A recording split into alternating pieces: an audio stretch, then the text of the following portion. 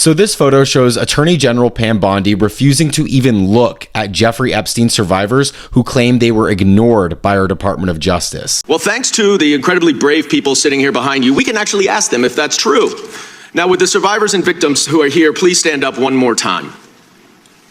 Just by show of hands, how many of you or your loved ones actually have met with the Department of Justice and provided testimony and evidence? None. And of those of you who have not met, which is everyone, how many of you have reached out either individually or through a lawyer or representative to offer to provide testimony and evidence? All of them. And of those of you, all of you who have reached out, how many of you were denied or ignored by the Department of Justice? All of them.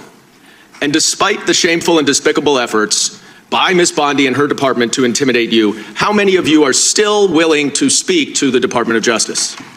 All of them.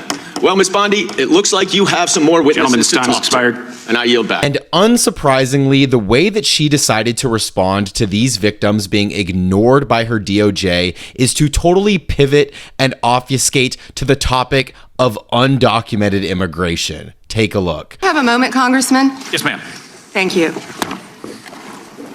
Here we go. Here's the photograph. This is why he wanted to repeat everything that had been said previously on Epstein. This is his state, New York. You probably don't even know who this is. Wahid Mohammed from Afghanistan. Yes, because I'm no longer a prosecutor. Convicted of assault. Wow, he represents New York.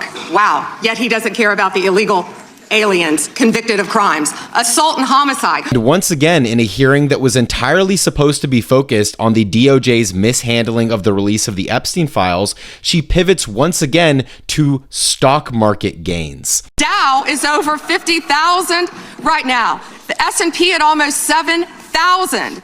And the NASDAQ smashing records. Americans' 401ks and retirement savings are booming.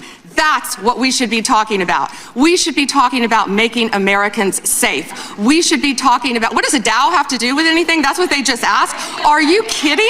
Mr. Jordan, Mr. Jordan. Is it not incredibly ironic that instead of this administration holding the ultra wealthy accountable, they want you to celebrate the gains that are primarily going to the top 10% of Americans?